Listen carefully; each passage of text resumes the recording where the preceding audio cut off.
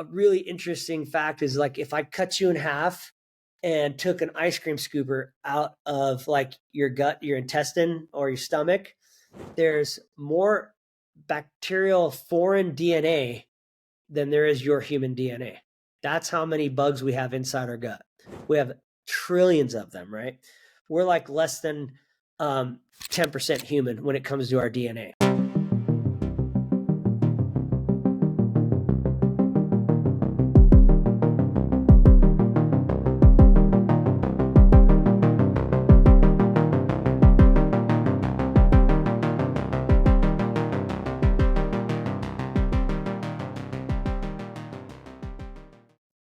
Welcome back to another episode of After the Peaks. I'm your host, Brian Quigley, and today we have a guest who truly embodies the essence of holistic health and transformation, Dr. Robert Floyd. Board-certified MD, Dr. Floyd is also the founder and CEO of Empowerment MD, and not your typical medical practitioner. He's a highly sought-after integrative and functional medicine practitioner who has redefined the path to healing.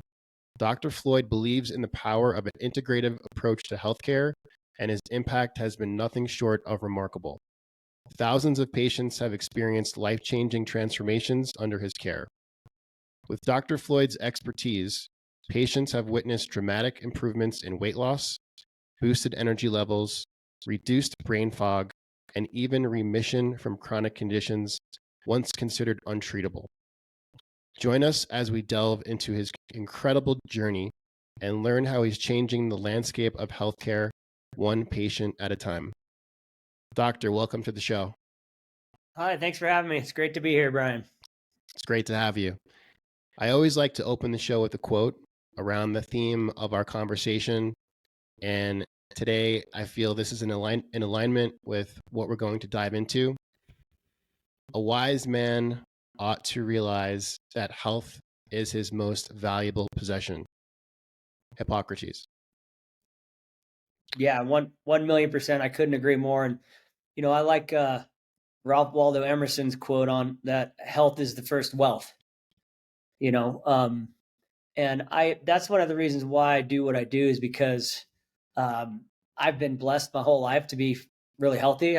I'm active. I lived in Boulder, Colorado, not too far from where you're at, and I was a climbing guide and a ski patroller and a ski guide up there, and I've been active my whole life. But what has allowed me to do all that and get to where I am in my life today is my health, right? If you don't have health, you have nothing. There's another quote, since we're quoting stuff. A man with his health has all the wishes in the world, but a man without his health has but one, right? So if you're unhealthy, what your only wish is to be healthy again. And I talk a lot about, like, when I'm talking to clients, when Steve Jobs, he one of the richest guys in the world, when he got pancreatic cancer, do you think he cared about his business or his money? No. What do you care about? Not being sick and not dying. So. Right. I love that. I hear you talk on other podcasts about this is the most connected time ever, yet we are the most disconnected, sad, and dumb. And the reason why I lead with this is because the theme of this conversation, I really want it to be around agency of your life. And I feel that's something that you advocate a lot for. And I feel if we have agency of our life and we're well informed and we're making the right decisions, a lot of this stuff won't even have been like part of our conversation. But we have, big pharma, big food, healthcare, insurance, all kind of, I don't want to say preying on us, but it's a multi-billion-dollar industry. And there was a recent study, and I know you had brought this up at a higher figure. A recent human perspective study showed that 88% of adult Americans are metabolically unfit. The prevalence of diabetes will increase 54% to more than 54.9 million Americans between 2015 and 2030. So my question to you is, why do people struggle to embrace their own agency? When I say agency, I mean power. Why do they struggle to embrace their own agency to shape their future? I think, again, I've been so blessed, my parents, I had loving, kind, caring, supportive parents, and they always told me I got to make my way. I got to do my own thing. No one's going to, help you, but I mean, they helped me along the way, but, I think it kind of goes to, we'll circle the back around to another quote. Hard times breed hard men breed soft times breed soft men, and soft men breed hard times. I think we're in the hard times era of that whole quote right there, because it's been too easy for us in America for the last, 70 years. After the, World War II, the greatest generation on earth, um, we, we got soft. And, I was just having breakfast with a friend of mine today, and we're talking about kind of he was talking about replacement theory in a different aspect, but there's a replacement theory going on in America, where I believe that I just finished reading 1984 from Orwell as well. And boy, is that depressing. But we are living in that right now. That was supposed to be a warning, but somehow our governments and those in power have used it as a playbook. The replacement theory I'm talking about is that, our government, it really wants to kind of get rid of God, get rid of religion, and they want to be what everybody turns to and like bows down to and relies on to take care of them. But again, as you and I know, no one's taking care of us. I have to take care of myself, and if I don't do it, I can't rely on someone else. And I think that's one of the major issues, is that, and it's way too easy right now to be a sloth. You don't have to. We don't have to go out and forage for food. You don't have to go out and fight. The neighbors in the next city over. you know, we can just have fun and do whatever we want. Sit on the couch and play Call of Duty all day long, and call Uber Eats and have them deliver us Taco Bell. you know. Yeah. So Yeah, I appreciate you saying that. And it brings me to like the levels of consciousness where you have unconscious incompetence, consciously incompetent, consciously competent, and unconsciously competent, where that would be your career, right? Like you've been an MD for a while, and it's almost like second nature to you to know how to deliver a baby, how to go into an ER, how to, do a surgery. So it's like the same thing with being unconsciously competent. It's like the millions of people who are eating this crap. It's almost like they don't know better. So for you to teach them a different way, like your approach I've seen on social, it's very jarring. It's very in your face. And you're pretty much like, if you eat this, you will die. If you go down this path, this is what's going to happen. So as part of being an integrative holistic practitioner, how important to you is compassion to it's to super. to It's to, to super. It's super important. And it's funny you say that. My social is jarring, and I think it's because,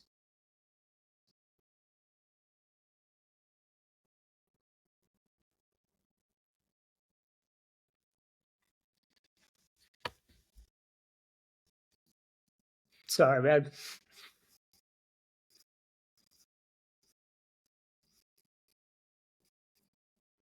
I've seen so much shit, so much death and destruction from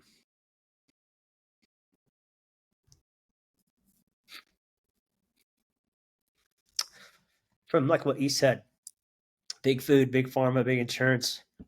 It saddens me. So I'm like, fuck you. I'm gonna fight against it. yeah, Sorry, man. I don't mean to get emotional, I appreciate that. but you know, um, the stuff I see is really sad. Just normal people, really sick as shit, getting their limbs cut off, living a suboptimal life. losing their kidneys, losing their sight, just living like shit. And it's not their fault because we've been fucking hornswoggled, you know? And it's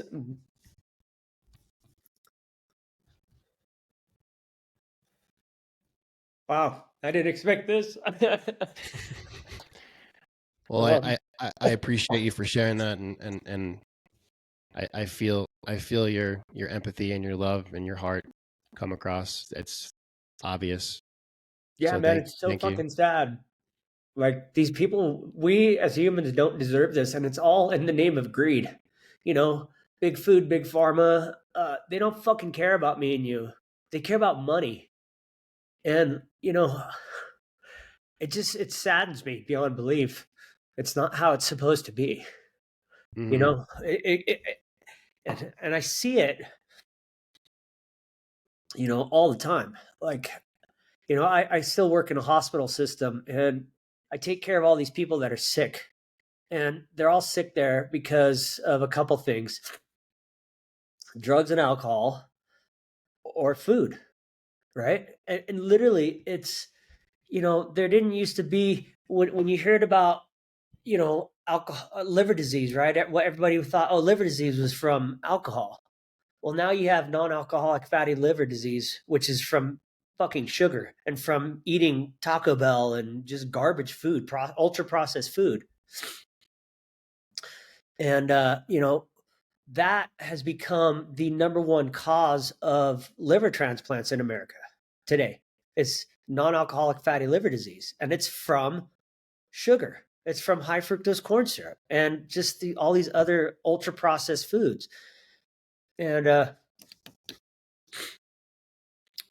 can't take it anymore.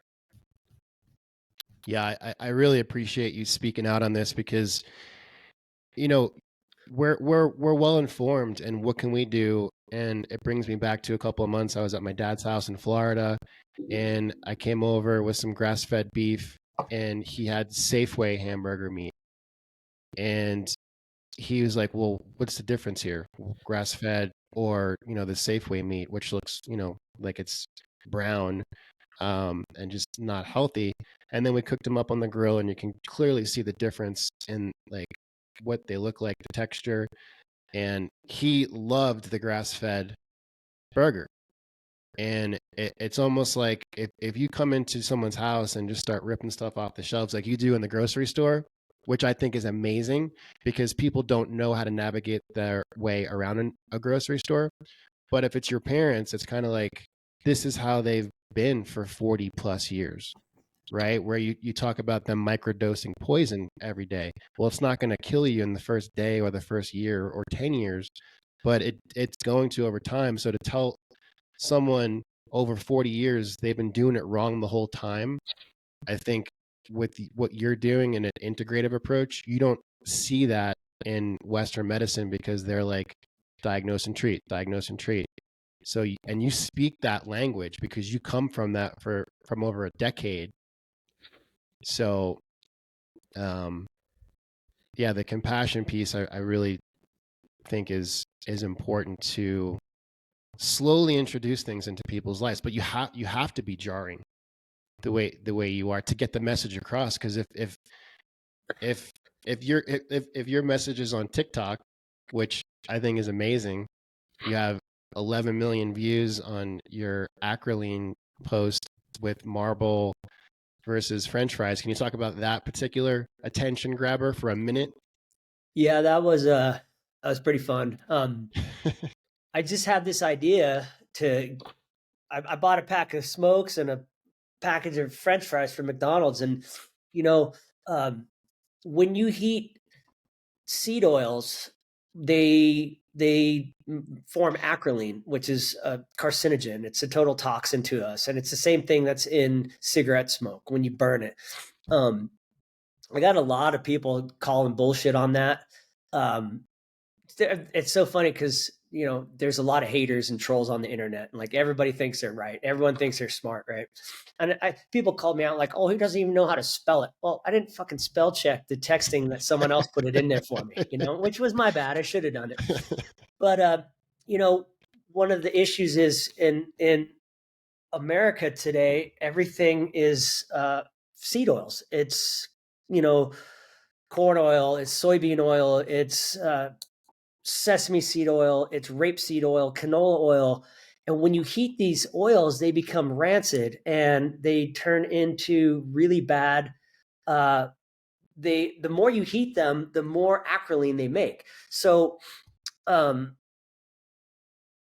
was a little bit off on the numbers, but the what happens is McDonald's will use the same oil, the same seed oil. They have like 4 or 5 different seed oils that they cook their French fries in.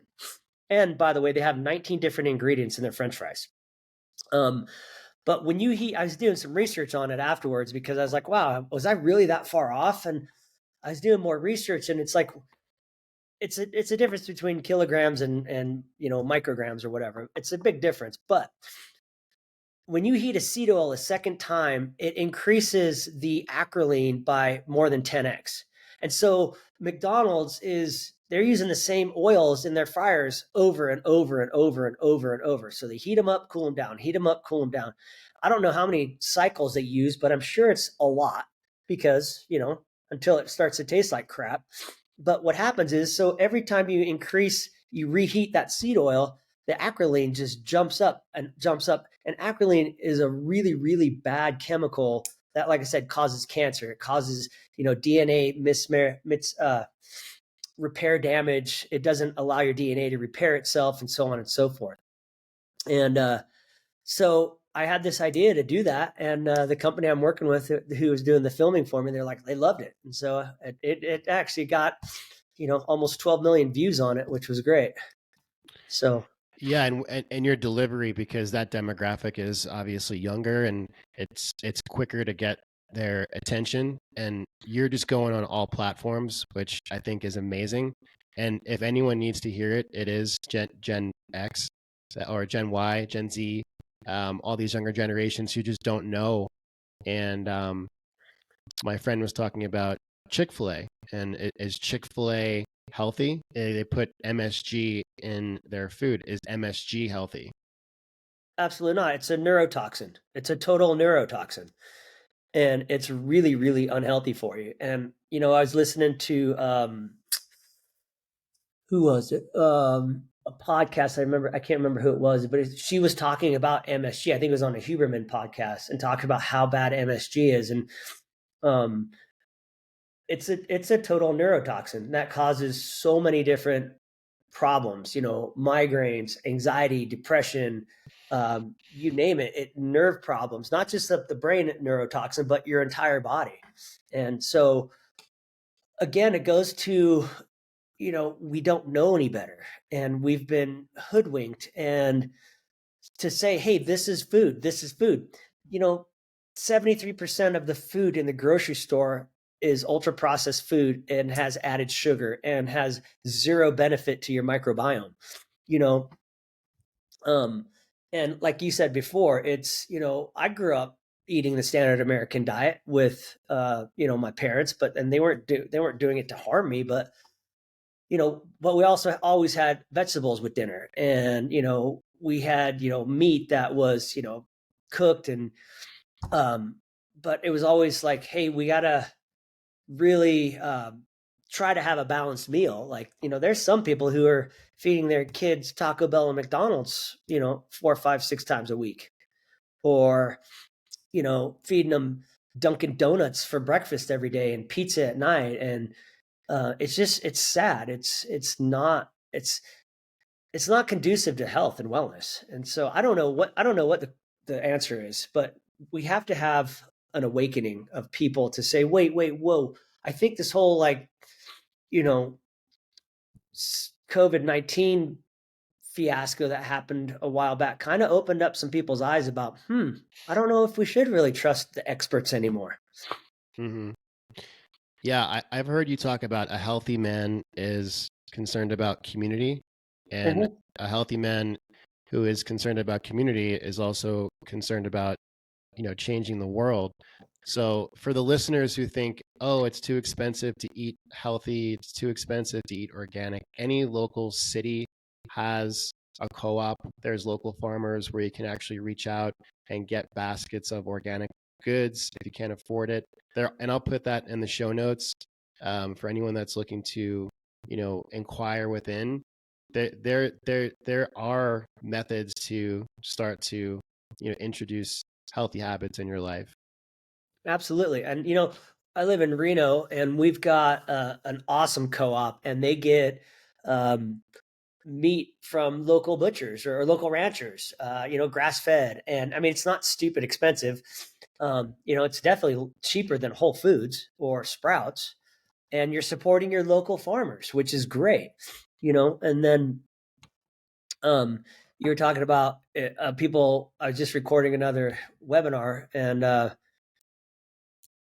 organic. Everyone's like, oh, organic, it's too expensive. It's too expensive. That's that's one of the problems is that these ultra processed foods have become so cheap that people go to that. And so there's a saying, if you think being healthy is expensive, try being sick, right? Like, Yeah.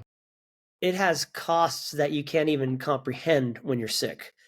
There's studies out there that show that healthier people on average over a lifespan will make $250,000 more in wealth, in their net worth over their lifetime. If you're obese, you're going to miss, 3 to 5 days a year more than someone who's a normal weight, just because there's so many medical problems with that. And, I'm not a fat shamer at all. And in fact, I have empathy and compassion for people that are overweight. And a lot of times it's not their fault. They don't understand what's happening. I listened to Robert Lustig. He's ex professor, is a pediatric endocrinologist out of UCSF. And he's got a really great book called Metabolical, Hacking the Human Mind. And he talks about how, the food industry is standing behind this. A calorie is a calorie. That is fucking bullshit, man. A calorie is not a calorie. You cannot tell me that if I ate 5,000 calories of Rocky Road ice cream versus 5,000 calories of broccoli, that it would have the same effect. And so it's funny, we talk about social media. I get a bunch of people like, I'm sure these guys are smart. They have PhDs in like, physical therapy and stuff like that. And they're like, dude, a calorie is a calorie. I'm like, no, dude, you're missing the whole biochemistry part of it, right? Mm-hmm. A calorie Yeah. is not a calorie. And Right. Lustig says that and they actually just published a paper. I have it on my computer here. It is Obesogens, a unifying theory for the global rise in obesity. And he talks about how it's going to debunk the calorie is a calorie myth, because it's not, right? It's like saying gas and diesel are the same thing. Try putting diesel in your gas tank or putting gas in your diesel truck. It's not going to work. Yeah. Yeah. The SAD diet, you talk a lot about the standard American diet, which I think it was introduced in the 50s. That was based on having a diet high in processed foods, which were calorically dense with not much fruit and vegetables. And obviously, it doesn't hold up to this day, but yet people still eat the SAD diet. Yeah, the standard American diet should not be standard for anybody. It is literally causing death and disease. And again, it's people don't know any better. And so the word physician in Greek means teacher, and that's what we got to teach. And unfortunately, the American medical school system has been hijacked by big pharma, right? Everything is hijacked by big pharma. um One of the things that the ultra processed foods, we can circle back around to what makes up the standard American diet. It's ultra processed foods, right? um in the 80s, very few people know this, but the big tobacco companies, after they got their asses sued off and lost a bunch of money and people were smoking less, they bought Kraft and Nabisco and one of the other giant food producers in America, and became overnight the largest producer of food in America. And they then instituted their, hey, let's get everybody addicted to our product. And that's exactly what they did. They started coming up with ultra processed foods, and they're very addictive. I mean, ultra processed foods are directly linked with addiction. They're directly linked with cancer. They're directly linked with obesity. Um, I just read a study the other day that, the increased intake of ultra processed foods increases your risk of head and neck cancer. I mean, I read that. I was like, what? Really? Just from eating junk food? So Would you consider pasta a processed food? it's processed. I wouldn't say it's ultra processed, but I don't like, one of the things I don't eat, I eat pasta, but it's from Italy. Okay. And here's Yeah. here's an awesome biohack for anybody out there who has got to have pasta. Get the pasta from Costco. It comes in big packages and it's organic from Italy. So the problem with pasta in America today is it's all sprayed with Roundup right before they cut it down. And so it's not, Monsanto has all these seeds. They got Roundup Ready corn, they have Roundup Ready soy. They started to go with wheat, but they never did it. And so um what they do instead, they use Roundup and they spray it as a desiccant, like, 8 days, 10 days, 14 days before they cut it down. What it does is it kills it, dries it out, makes it easier for the machines to harvest it, right? And so the Environmental Working Group has done studies on, wheat products, granola bars, oats, and things like that. And 26 out of 26 of them had enormous amounts of Roundup, or, glyphosate in them. And glyphosate is, it was originally invented as an antibiotic. And then they realized, hey, it's a great pesticide. The problem with it is it's an antibiotic and it kills your microbiome inside your guts. So therefore, you're unhealthy because the microbiome is this invisible world that really keeps us healthy. And if you have a good, healthy microbiome, you're going to have a healthy life. Wow, I didn't know that about the Roundup.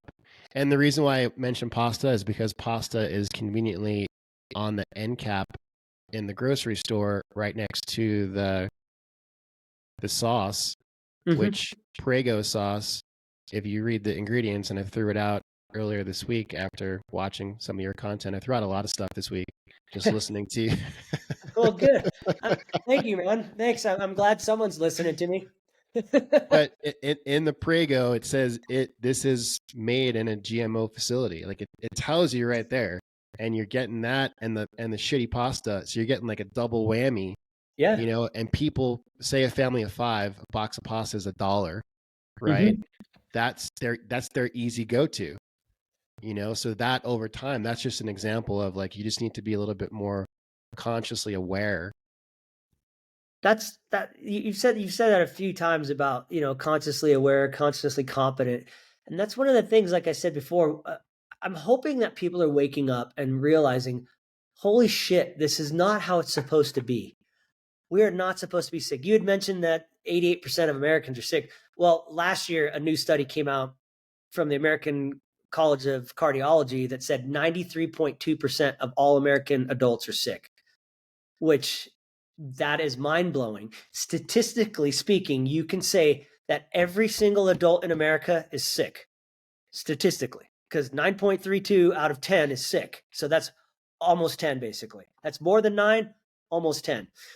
And again, health is multifactorial. And, one of the things I don't want to just get pigeonholed is just nutrition, because, functional medicine is much, much broader than that. But it's ridiculous that this many people are sick. And how they had those scared straight where they take little teenagers into prison back in the day, back in the 70s and 80s. Yeah. I think we ought to do that with patients, with people. We ought to walk them through a hospital and say, yeah, see this guy? He's overweight. He's got diabetes. He's got high blood pressure. He's got high cholesterol. He's had a heart attack. He's had a stroke. His kidneys are failing. Oh, and, tomorrow we're going to cut his leg off. And this is what I see on a daily basis. And I mean, that's why I got emotional, because that's what I deal with over and over and over and over. Yeah, and I appreciate you for sharing that. And I do want to switch gears to integrative medicine. and the holistic approach. And I heard you on another podcast talk about when you went to that functional medicine school, that was one of the hardest things that you've ever done. Coming out of Western medicine, can you kind of expand on why it was so difficult for you? Yeah, it was because there's so much. Well, first of all, they don't really teach it. Like I have a very varied career in medicine. You know, I grew up in California. I went to school in Boulder, Colorado. I was a vegan for a week, and then I was a vegetarian for 6 years. And I learned about acupuncture and rolfing and basically holistic medicine there. And herbal medicine. Boulder is a pretty hippie, crunchy place. There's a lot of people who are into, you know, hey, if you get sick, man, take some golden seal and some echinacea and some garlic instead of antibiotics. It'll do the same thing.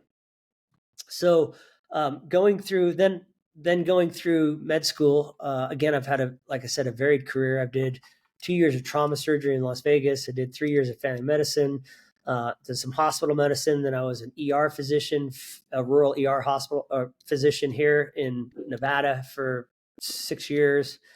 And then I went into the functional medicine, and it just resonated with me because it's about root cause, right? So basically, the Western medicine protocol is, let's say, Brian, you come into me and you're like, hey, I I take your blood pressure and you have high blood pressure, and we check it a couple times over the next couple months, and yep, you got high blood pressure. Well, standard of care today is take these pills and you won't have high blood pressure anymore. Well, that's not true. You still have high blood pressure. The pills are blocking the symptoms of your high blood pressure. That's it. They don't cure disease. They don't do anything. Functional medicine is root cause medicine. So you come into me, your high blood pressure. I say, okay, well, let's sit down and talk. Like my first patient visit is 90 minutes, and it's usually not enough time. And I ask everything. I ask about diet, lifestyle. I ask about, do you have stress reduction? Do you do breath work? Do you meditate? Do you exercise? How's your social support? How's your support? Do you have a good family? Do you have someone you can talk to? Do you love that can talk to you and support you? What about religion? I don't care what religion anyone is, but people who have a religious belief tend to be a little bit healthier because they just do. I talk about, what do you eat? Meat, chicken, fish. Do you eat gluten? Do you eat dairy? Like people, I laugh all the time. People are like, oh yeah, I eat clean. And then I ask, well, tell me what you eat. And they tell, oh, I eat this, this, and this. Like, dude, you're eating you're eating terribly. You have to stop what you're eating. And one of the things, like you said, like I'm pretty coarse and I'm pretty gruff because we have to stop this shit, dude. We have to stop it now. It's not like, hey, it's okay to continue slowly and slowly wean off of it. You have to stop it today. Like if you were a heroin junkie, would I be like, hey, dude, it's okay, man. You can use a little bit here and there.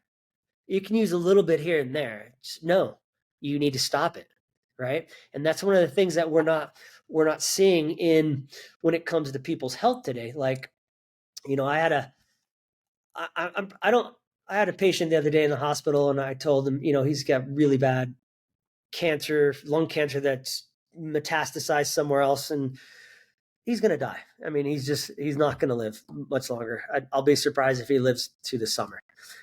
And I told him, I said, listen, man, you got to get your affairs in order. And I said, dude, I don't sugarcoat it because that would be doing you a disservice for me to sugarcoat it and say, you blah, blah, blah, blah, blah. No, I said, dude, listen, this is not a good prognosis. You're likely going to die soon. And, some people like it. Most people appreciate it. But again, like I can't sugarcoat shit. I heard a funny quote. I ain't Willy Wonka. I don't sugarcoat shit. And we have to be frank and upfront with patients and people. Like, that's one of the things that we've lost in this society. Everyone's afraid to hurt each other's feelings today. Again, hard times, soft men, soft times, blah blah blah. I mean, I don't ever mean to be rude or condescending to somebody. It's just how I talk, and it's I can obviously you can see I have compassion and empathy, but one of the things that it's also hardened me on the outside. because I have to. Yeah, and I appreciate you doing what you're doing. You're an advocate, and I resonate with it completely. And you're not going to get it from a Western doctor. You know, they're going to tell you brain fog is normal. It's a normal part of aging, and they're going to put you on a pill. And I had heard you talk about big insurance is way bigger than big pharma, and it all kind of interlaces. And I have a friend who recently got diagnosed with type 2 diabetes, and he can't get insurance now because he got his blood work done, and now he has to get that down to normal levels. But it seems like it's all kind of everything is influencing something else. It's all intertwined. Yeah. And one of the things too that I really like about functional medicine, and I'll circle this back around because you asked about that, and you asked, why that test was so hard, was because there's so many integrative practices that functional medicine uses. We use Oriental medicine, Western medicine. I mean, yeah, if I get hit by a bus, please take me to the ER. Yes. If I need surgery, take me to the hospital. If I have a chronic disease, keep me away from the hospital. But your friend who's got type 2 diabetes, one of the things that I tell a lot of patients is, and I've put some of this on social media, I'll bet your doctor never told you that this is reversible, right? Type 2 diabetes, I'm a member of the American College of Lifestyle Medicine, and they came out with a position paper last summer that said the endpoint for type 2 diabetes is complete remission, getting rid of it completely, and it can totally be done. It is not continued medication, continued medication, continued medication. Not at all. And so type 2 diabetes is completely avoidable and completely reversible. Completely. And all you got to do is change. And it's hard. I'm not perfect. My wife will probably tell you I think I'm perfect, but I'm far from it. I know that. And, I mean, it has to, what are your priorities in life, basically? Do you want to be sick or not?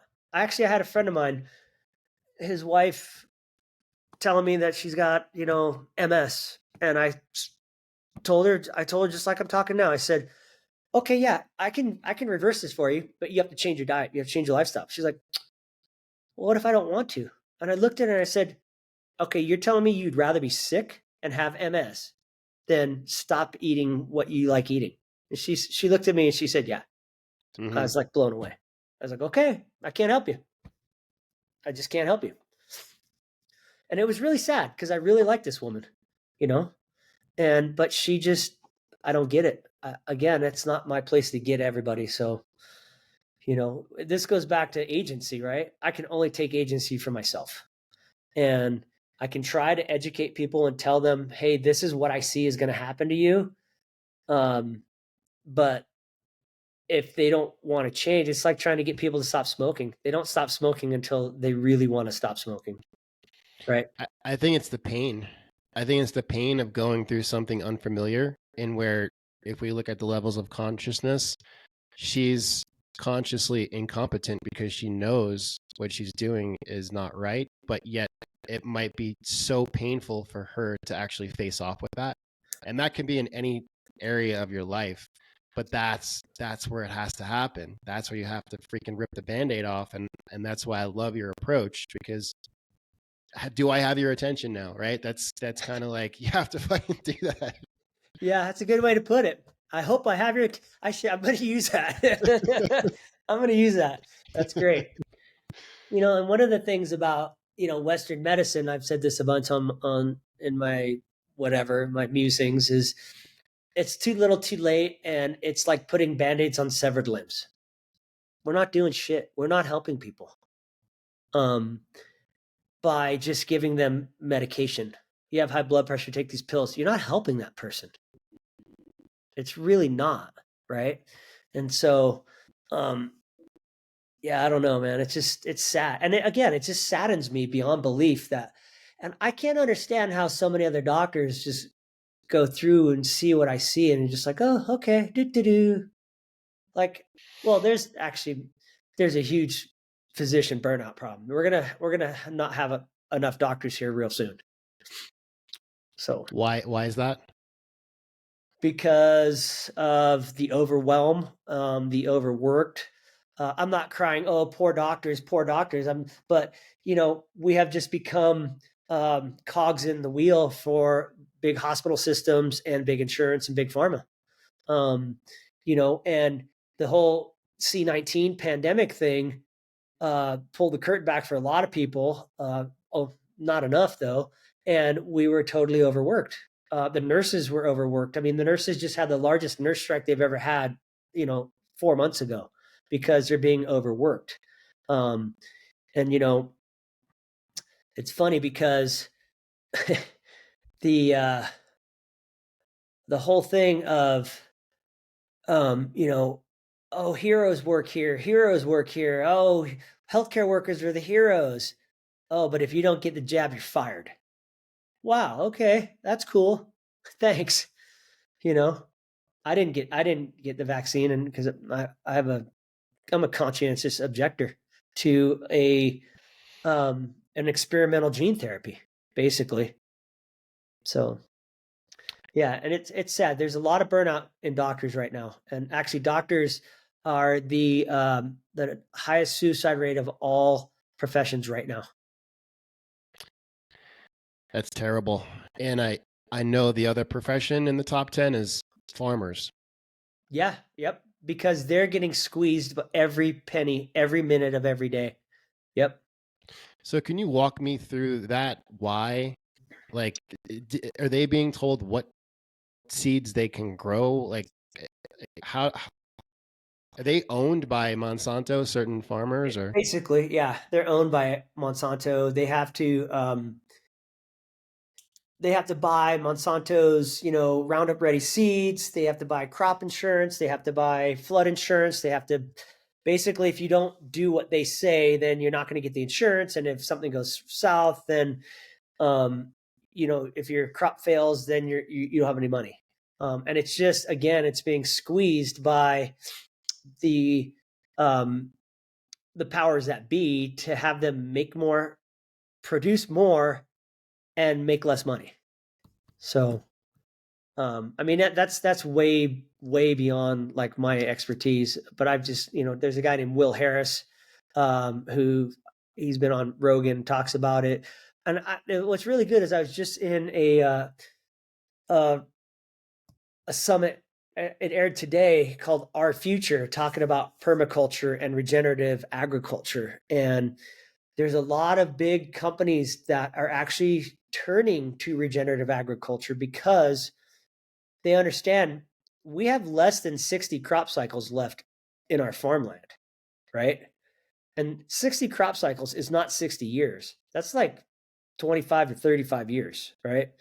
And so what this regenerative farming summit is talking about, a lot of people are waking up and saying, listen, we have to regenerate the land. There's a Polyface Farms, a guy named Joel Salatin, and Will Harris, and they do regenerative farming. And what they're looking at is like the health of the land, the health of the soil is what determines the health of the vegetables or the animals. And the health of those is what determines human health.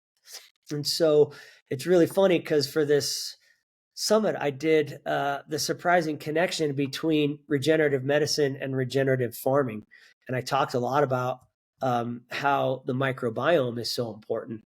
And, the microbiome in the soil is imperative that it is not killed. And again, when they're spraying Roundup on the soil, it's killing the microbiome. And so if your listeners can, it's important to buy from regenerative farmers. Go to your local farmer's market, ask them, hey, are you regenerative? How can I support you? Because we have to, we can't rely on technology like they thought it was going to be like the panacea of, oh, we can just grow crops everywhere, blah, blah, blah. You can use fertilizers, and it doesn't work that way. So. Yeah, and it's a multi-billion-dollar business. So when you go armed ready to a grocery store thinking you are buying or an organic apple or, healthy food, like because it says low fat, gluten free, like the verbiage with sugar free, with all these different products, it's trickery. It's total trickery, dude. Because I've eaten that Crunch Masters that you talk about. And the ingredients in that, like, I'm never going to eat it again now because of all the seed oils and all the different, like, fake frankenfoods Mm-hmm.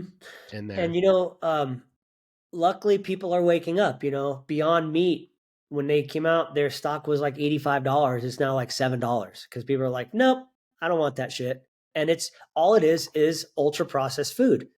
And it's you can't tell me that a grass-fed steak isn't the most nutritious piece of food you could put in your face. It is. Yeah. So, you know, um, I'm a big fan of Mark Hyman. He's kind of come around to holy cow, grass-fed is really good. And so I don't know. I mean, I could go on and on and on. So Okay, I'm going to go back to a quote. All disease starts in the gut. yeah, Hippocrates. And this was written hundreds and hundreds of years ago. Can you, almost 2,000 years ago. yeah. Can you talk about gut health and microbiome and leaky gut and kind of how it all kind of plays out in our system from eating so poorly? Yeah, the gut is it's so vitally important to good health. And it's a tube that runs through your body, right? It's not actually, it's in your body, but it's actually externally, like from your mouth to your anus. you know it's basically external, but what happens is, like, it's supposed to let the good stuff in and let the bad stuff go out. There's a funny quote, like, everyone says you are what you eat, right? No, you are what you don't poop out, is what I say. Uh, Right? So the gut is, it is our first line of defense. It houses 70% of our immune system, right? It houses, it makes 90% of our serotonin and all of our other neurotransmitters, dopamine, GABA, norepinephrine, yada, yada, yada. And those are from the microbiomes, the little bugs inside our gut, right? A really interesting fact is, like, if I cut you in half and took an ice cream scooper out of, like, your gut, your intestine, or your stomach, there's more bacterial foreign DNA than there is your human DNA. That's how many bugs we have inside our gut. We have trillions of them, right? We're like less than 10% human when it comes to our DNA, right? It's crazy. But so what happens is, when you eat food, it has to go in the stomach, into your small intestine. It has to get broken down. It has to The intestine has to say, okay, we're going to let this go in, but we're going to keep this out. And we're going to then, our brush border, you have what's called the brush border. It's got a bunch of, like, finger like projections inside your small intestine, right? It's So it has more surface area so that it can do more absorption of bringing good stuff in, keeping the bad stuff out. You also have a giant layer of mucus, basically the mucin layer, which protects the gut, right? And so what happens is, when you say you eat lectins or gluten or antibiotics or too much alcohol, what happens is that brush border, those little finger-like projections kind of can get, like, gummed up, or emulsifiers from all this ultra processed food gums up those things, and you don't have good absorption, right?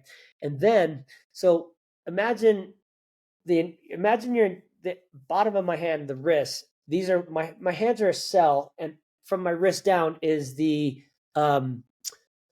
cardiovascular, like the inner intestines that goes to the cardiovascular system, right? And so this is the brush border. And what happens is, if these cells get torn apart, they're held together by tight junctions, and things like gluten and lectins can tear these tight junctions apart. And when that happens, these cells die, right? Those cells are no longer absorbing, and they're no longer protecting the inner gut and your cardiovascular system from toxins, dirt toxins, mycotoxins, fungal toxins, food toxins, food particles, whatever. And so all of a sudden, this stuff can get in through the brush border where it's not supposed to be and into your cardiovascular system. Then now you have foreign bodies traveling around in your cardiovascular system, and your body's like, what the hell is this? And what happens if you get a splinter in your hand, right? It gets red, it gets some pus, it gets swollen. That's inflammation. The same thing happens with your whole body when you have foreign particles coursing through your blood veins because you have leaky gut. You then have generalized inflammation. So with leaky gut, you have poor nutrient absorption and generalized inflammation. And then the next step after that, after it's chronic for years and years and years, you have a thing called molecular mimicry. And because your immune system's on super high alert for years, and this doesn't happen like, in months. It happens over, 5, 10, 15, 20, 30 years, maybe. I don't even know how long it is, but it happens over a long time. Molecular mimicry, because your immune system is on hyperdrive, it says, hey, you know what? Those cells in the thyroid gland, they look kind of like these foreign bodies that we've been attacking, or those cells in the pancreas look like the foreign bodies we've been attacking. Let's go get those too. And next thing you know, you have autoimmune thyroiditis, or you have autoimmune pancreatitis leading to type 2 diabetes, and the blood-brain barrier breaks down, and now you have, Alzheimer's, Parkinson's, things like that. And it's terrible. So one of the things that I've always, like, when I learned all of this about gut health, I'm like, you have to have good gut health. Like Hippocrates says, I don't know, actually, no one actually knows if he actually said that. It's been attributed to him many times, but nobody can actually find where he wrote that.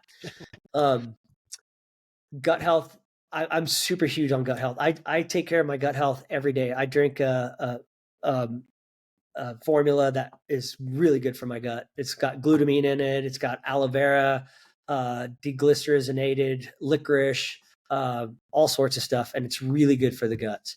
So, and one of the things that's weird is that, I see people with leaky gut and intestinal permeability, and they're taking vitamin D, they're taking magnesium, and their levels are really low. Why? Because, like I said, you have poor absorption. If you can't absorb nutrients chronically over time, you're going to get sick, right?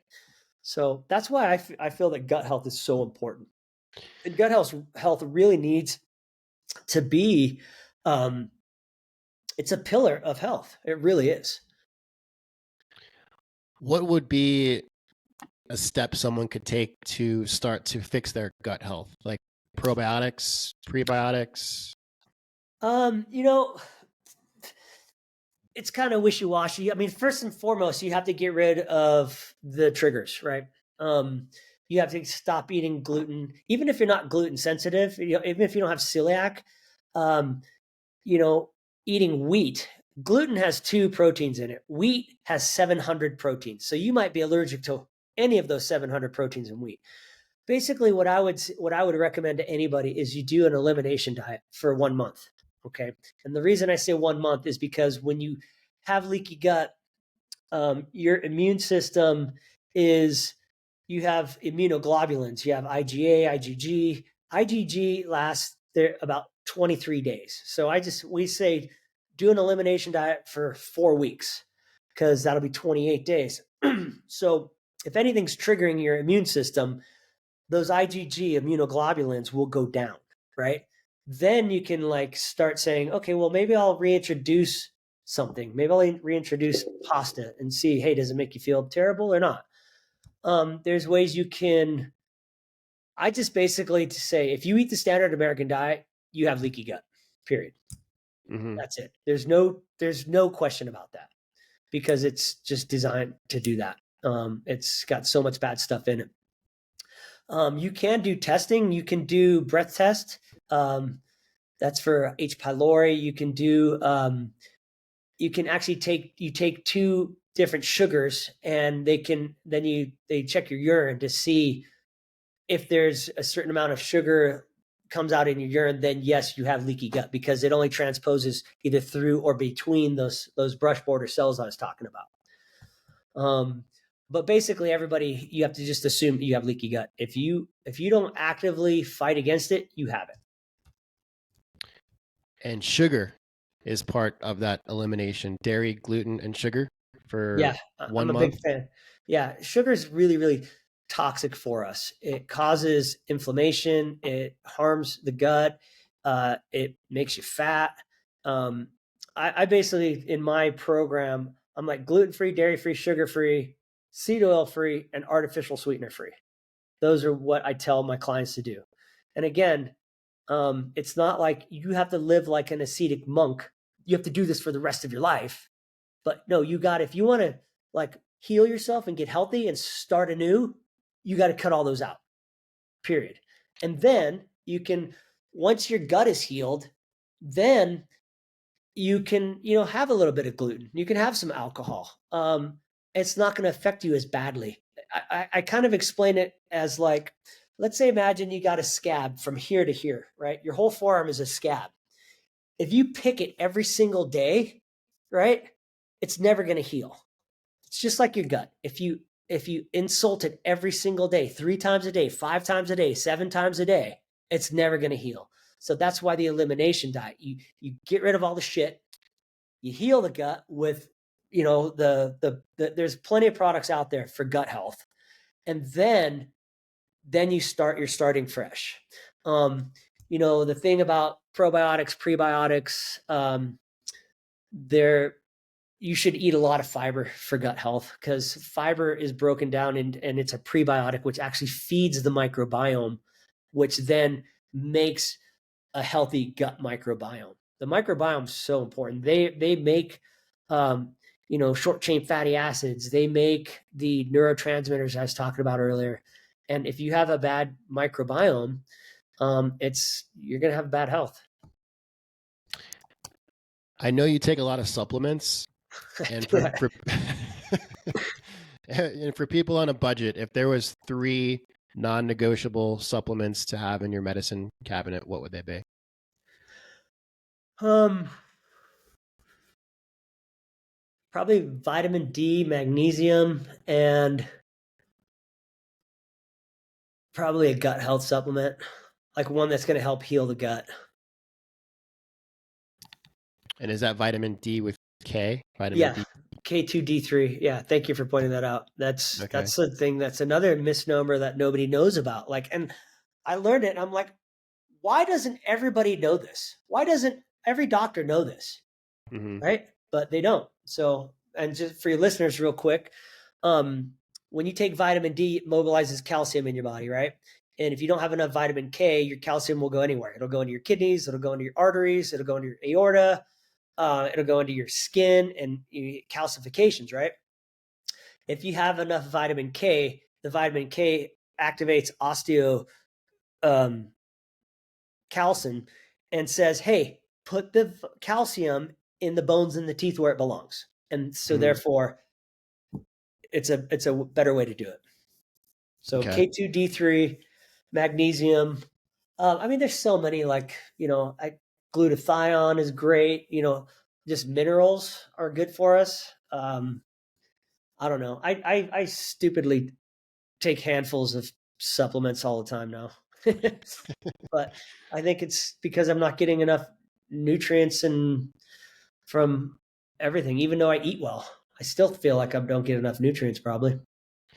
Yeah, I didn't realize alcohol was a magnesium diuretic. It actually draws it out of your system as For well sure. as electrolytes as well. So I take magnesium every single night. And for me, it's been a game changer for sleep and calmness and just overall state of being. So, Magnesium is involved in almost 400 different enzymatic reactions in your body. And it really helps relax the smooth muscles. It really helps people sleep at night. If I'm super sore from jujitsu, I'll take like 2 or 3 extras just because I'll feel better. right. So, um, I kind of feel like I could spend hours on here with you on like multiple different topics, but in terms of time, we have to wrap. But I want to let you share with the listeners where they can find you, any offerings, any websites that you have right now. yeah, is this recorded or is this live? This is recorded. Okay. Yeah, I'll send you a couple links. Okay. But empowermentmd.com is my main webpage. Empowerment MD on LinkedIn, Instagrams, Facebook, TikTok. Actually, TikTok is Robert Floyd MD. And then I've got, like I said, I'll send you a couple links. One for one of my ebooks that I wrote called "The Hidden Health Assassins in the Standard American Diet: Uncovered for Your Protection." Basically, gluten, sugar, dairy, high fructose corn syrup, seed oils, and artificial sweeteners. It's a really good read, and I really like it because it really, like, again, it opens people's eyes because people don't know. They're like, "Whoa, wow, this is that bad for me? This does this, this does that. Holy shit. Maybe I shouldn't be eating this." So, and again, I thank you for having me on. It's been fun, and sorry if I talk too much. You can always interrupt me and say, "Hey, dude, shut up." No, I loved it, and I wanted to make sure I had my own spin on it because you had there's so much content with you out there, and I really encourage people to just be your own private investigator. You have to be. With sugar, there's so many different things sugar's called besides sugar, and you think it's sugar free. It's not. And just Oh yeah, start to go down that rabbit hole of why. Keep asking questions. So yeah, and again, like we'll circle back to what we started with: agency. You yeah, have to take agency over your own health, period, because no one else is going to do it for you. And if you don't do it, you're going to pay a giant price. Again, health is the first wealth, and if you don't have it, life sucks. that's right. And you could start today. Absolutely, that's the best thing. One thing what we didn't even talk about was time optimized eating, which I've taken the term intermittent fasting and I've changed it because nobody wants to fast. I call it time optimized eating. So we can talk about that next time if you want. I'd love to come back on here, man. I Yeah. love doing podcasts. So Yeah, no, this was great. This was a treat. And I think there's just so much more I want to talk with you about. well, thank you, man. I appreciate it. It's nice to meet you.